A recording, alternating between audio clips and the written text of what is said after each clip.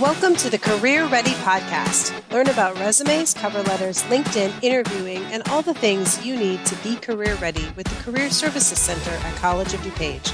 I'm one of your hosts, Rebecca Harrington. In today's bonus episode, I'm going to interview Pierre Michiels to get a better understanding of his story. Welcome, Pierre. Thanks, Rebecca. I'm excited to be here on this side. It's a little different from the normal episodes. Exactly. Yeah, we're hoping by interviewing each other and getting some information on our career paths that hopefully our listeners will find some connections and inspiration for their own. So Pierre, to get started, I want to put you on the spot, just like Michelle put me on the spot last time, and ask for your elevator pitch. Of course, as we know, elevator pitch should always change with the setting. So I'm going to ask for two different ones. So first, can you share a personal elevator pitch about you and your non-job related interests? All right. Well, you already know my name, so I'm not going to include that in the elevator pitch. The introduction's been done. But so my elevator pitch. I'm a follower of Christ, and I believe through that I'm here to serve others. I'm lucky enough to have a wonderful wife to do that with. Together, we have two fur babies, a cat and a dog. For the Holland Code, so I want to keep it a little professional here because that's who I am. I am a realistic social artistic, or an RSA. That social component really does come through my desire to serve and help people. I enjoy volunteering and have a desire to engage with others, especially those that are underserved, specifically those with disabilities. From a realistic standpoint, I like to work hands-on, just doing different projects, whatever I can do to create something or put something together. I'm at home with that. Artistically, I'm not much of a creator, but I do appreciate many art forms, especially movies. I have a deep appreciation for the history of movies. I love the classics. And to end here, I'll answer a question I get asked a lot. I am not French, despite my name. And there's a whole story behind that, but we could save that for another time. Now, do I remember this? Are you Belgian? Is that it? Yes. Okay. All right. We don't have to go further than that, but that's what I kind of remember. Mm-hmm. So, I mean, my maiden name is Rivers, which is French Canadian. So it doesn't sound quite as French as Michiels. And Pierre, I think, is really what puts it. Well, it's the quintessential French name, right? Whenever there's a French stereotype here in America, the person's named Pierre. So automatically they think I'm French. Absolutely. Absolutely.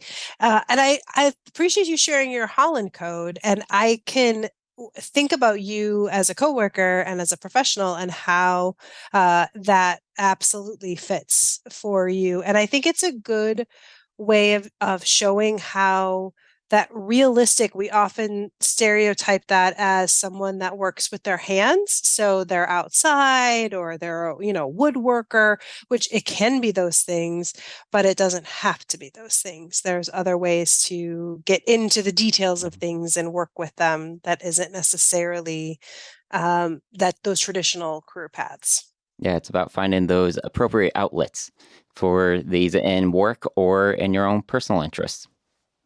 Absolutely. So, all right. Now, can you give me your professional elevator pitch that you would use if you were out representing yourself as a career specialist? Yeah, so knew this was coming, so I thought about it, and I've been asked a lot through my work, how old are you? I think I get this because I do have a younger face, and we get our community members coming in, and they're like, how can I trust this kid? All right. So I'm approaching this elevator pitch from that perspective. I've just been asked, how old are you? And I'm going to add in a little bit more just for our listeners. But this would be my response in that situation. Okay. I'm old enough to have 2 degrees related to my work, a bachelor's in business administration and a master's in vocational rehabilitation counseling, which is career counseling specifically for those with disabilities. In addition to my degree, I am a CRC, or a certified rehabilitation counselor. I've also completed a few practicum trainings and internship related to vocational counseling.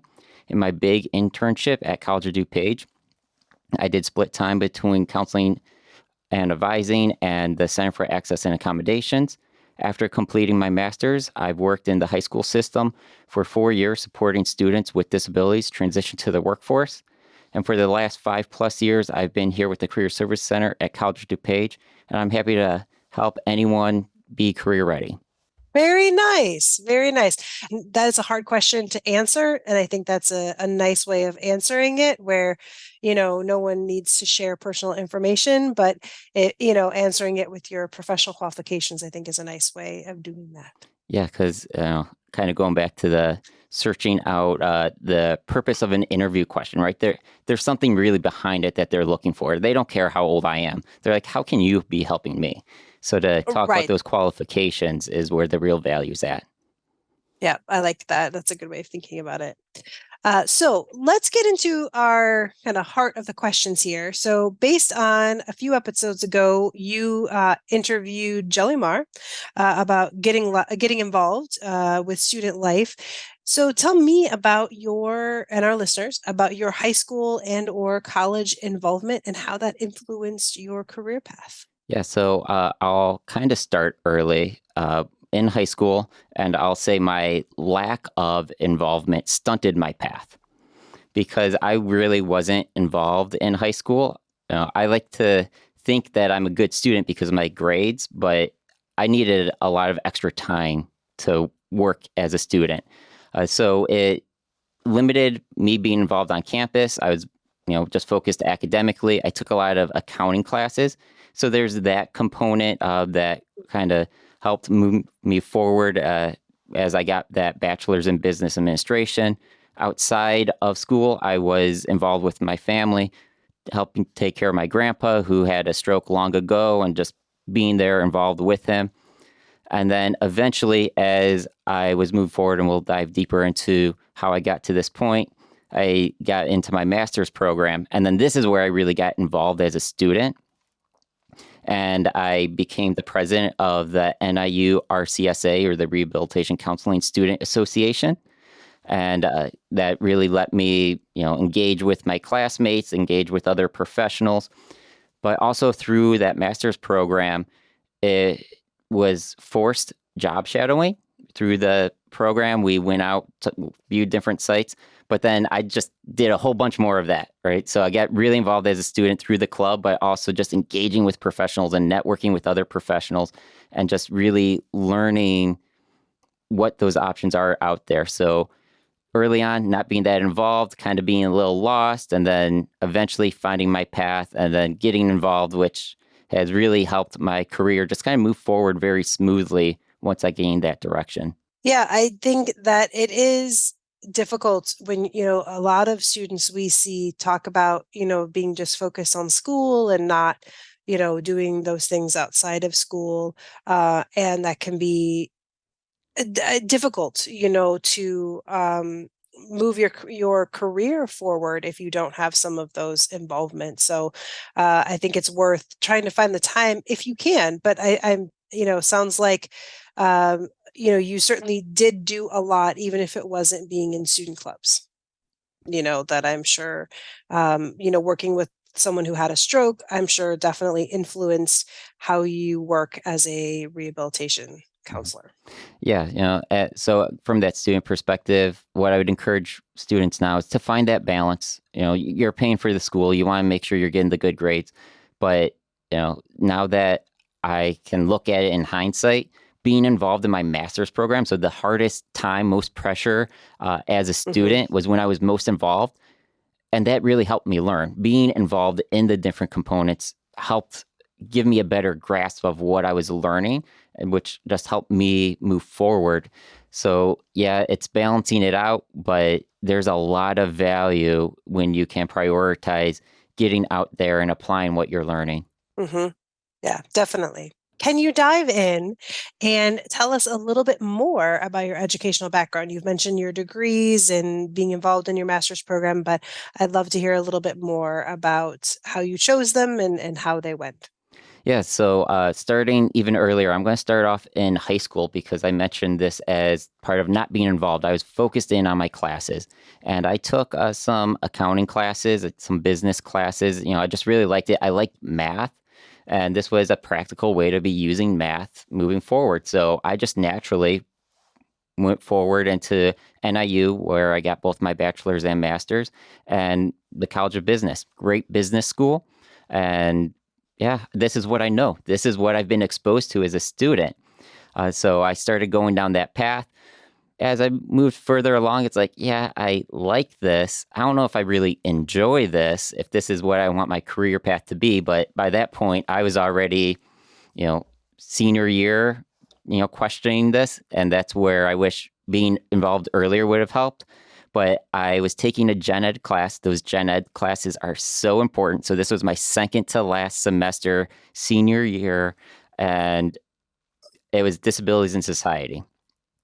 Great class. I just loved it so much. They had a guest speaker come in, talk about vocational rehabilitation counseling as a career path. And I'm sitting there thinking, oh, I wish I knew about this before. All right. I'm Mm. almost done. And it's like, oh, now I hear something that's really interesting to me. So then, just based off of timing, I took one semester off when I graduated with the business degree. It wasn't the best time to be seeking out a job. I wasn't that passionate about it. So then I did some research and kind of forced my way to get accepted early into the vocational rehabilitation counseling program at NIU. And I did the 2-year program in 2 years and a semester because I forced myself to start early, but it worked out great. No regrets. I love it. That's awesome. That's really, really cool. And hey, if there's any faculty listening, there is definitely a benefit to having people come in your class, talk about different ways they can use that subject in a career path. So I like it. So why don't you then walk us through your career path? You talked about your internships and it sounds like you did a lot of talking to people. So yeah, take us through how your career unfolded. Yeah, so I'll start off with that master's program because I was a traditional a- educational age path, right? And then I just went straight into my master's. So I was still pretty young going through all of this and just kind of going out, seeing the different aspects of rehabilitation counseling because there's so many different avenues that it could lead towards. And through these different exposures, I discovered what they refer to as the transition age.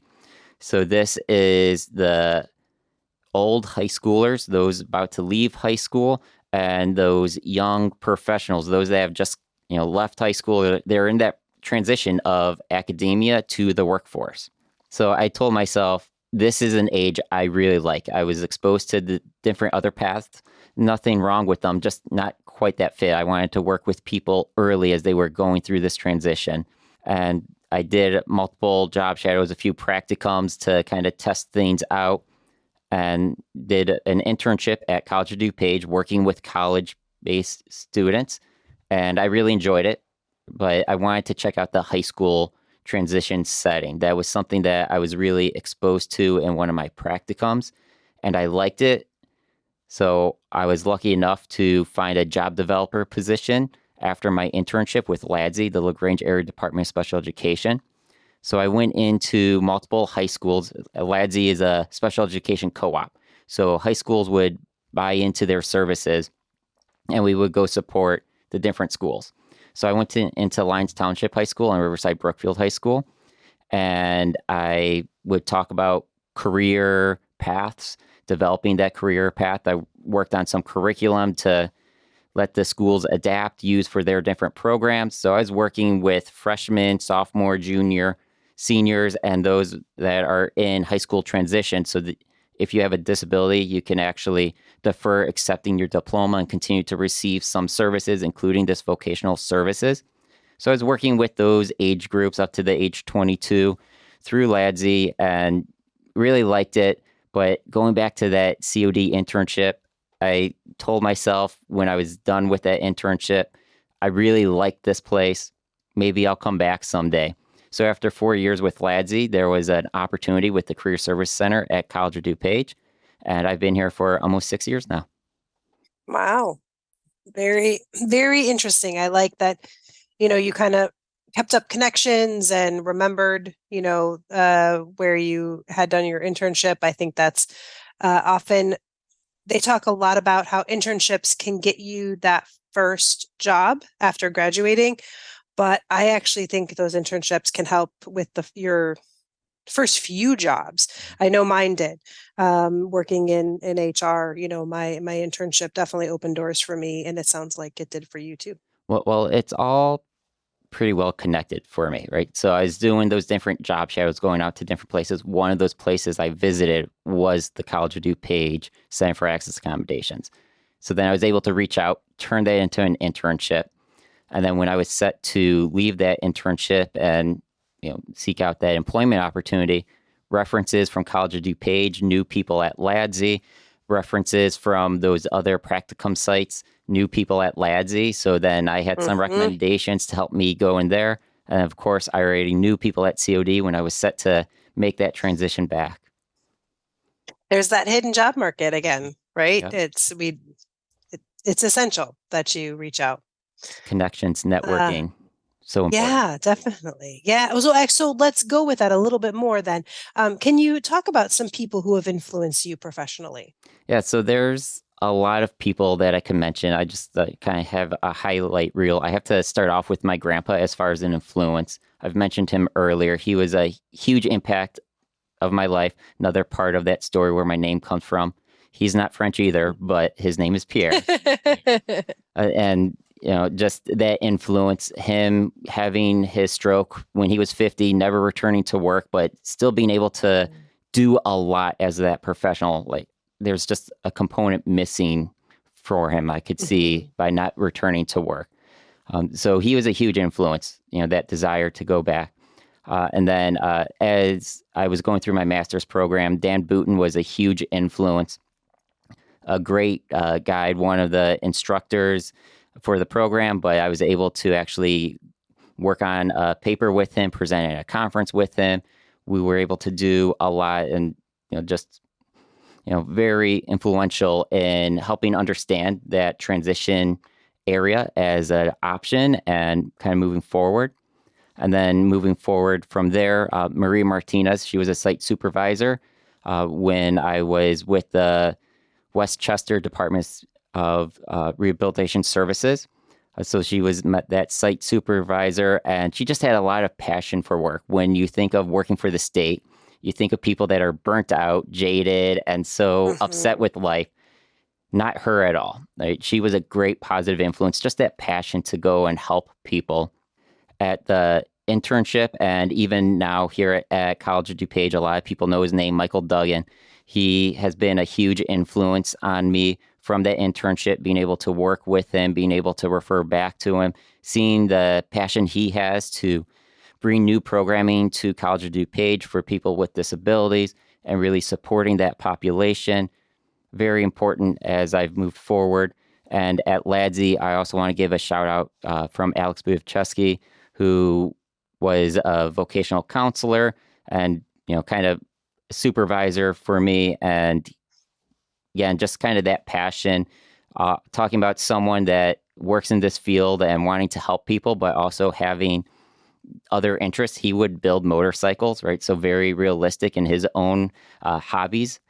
So those were some things that we could bond over, just like, these different interests we had outside of work, but also within work, all relating back to being able to give back and help people.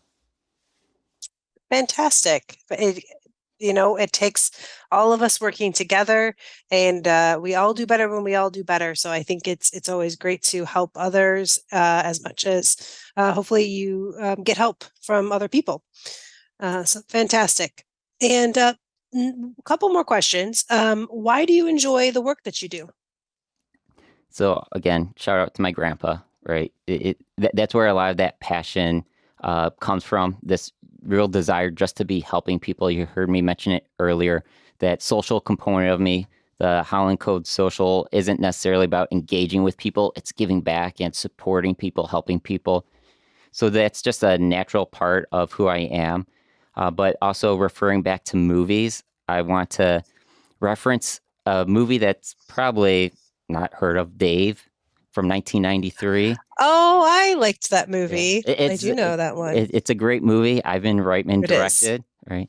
But within the movie, so I guess I'll give a little context. It's not necessarily needed, but I'll talk about the movie. This presidential impersonator, he is actually asked to sub in for the president after the president has some issues and he A stroke or something. I yeah, can't remember. yeah. I don't know how detailed I should get into the movie itself. Yeah, well, But he kind of realizes like, oh, I'm in power. I can be doing some things. But as the impersonator, that's his side job. His real job is to be finding people work. All right. yes. So within the movie, he said this line, which really relates back to why I love doing what I do. If you've ever seen the look on somebody's face the day they finally get a job, I've had some experience with this. They look like they could fly. And it's not about the paycheck. It's about respect. It's about looking in the mirror and knowing that you've done something valuable with your day. So just being able to support people, take that big step. We think about the importance of work. This is where we spend our life, right? We spend our life at work. And even though there's a lot to life outside of work, this is where we're putting a lot of time and energy. So to help people move forward in that path, it's just so meaningful to me. Yeah, that's excellent. Well said, and a very good quote. I do remember that one. All right, so last question. Again, now that we're going into our winter hibernation time, is there any TV series that you're ready to binge watch? I know you like buying the DVDs. I don't know if that's your plan, but is there anything you've got that you're ready to watch? So I'm currently rewatching King of the Hill. Like I love that show. Interesting. Yeah. Okay. So I'm going way back with that one. I wouldn't call him binge watching it. I'm trying to really pace myself as I go through this. Like, maybe 1-2 episodes here or there, not like a huge, like I'm going to sit down and just veg on the couch. But as hibernation comes along here in the winter months, I'm going to go into the movies and I really want to do a deep dive into Frank Capra movies. Okay. I've seen a fair number of them, but he's just got so much more out there, and I just want to get through a lot. So are you going to start at the beginning? You're going to watch chronologically? I'm going to do my best, see what I could track down, and just kind of progress from where he started and get to the end. Yeah. Is there a famous movie of his that we can mention for any listeners that don't know who he is? So his most popular movie is probably It's a Wonderful Life, right? Here around the holiday season, you'll see that pop up quite a bit. That's a very popular movie. A lot of people are familiar with it, at least by name. But a movie similar to that I would strongly recommend. This is the one where it's like, oh, I love Frank Capra because of this. You Can't Take It With You. Just a great movie.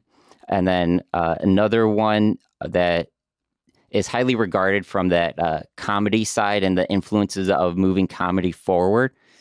It Happened One Night. Oh, such a good movie. I love that one. That's a great one. Yeah, there's so many classics that he has. So great. Well, thank you so much for coming in today and doing this interview about your career. I think it's been great to hear about, and I think will be very helpful and educational for our listeners. Thanks for having me on this side of the mic. Thanks to all of our listeners. We will not be answering a listener question this episode, but I want to remind everyone that if you have a question for us to answer in future episodes, you can submit those to careerpodcast@cud.edu or send them through social media at CUD Career Center. Be sure to join us for our next episode when Pierre interviews Michelle.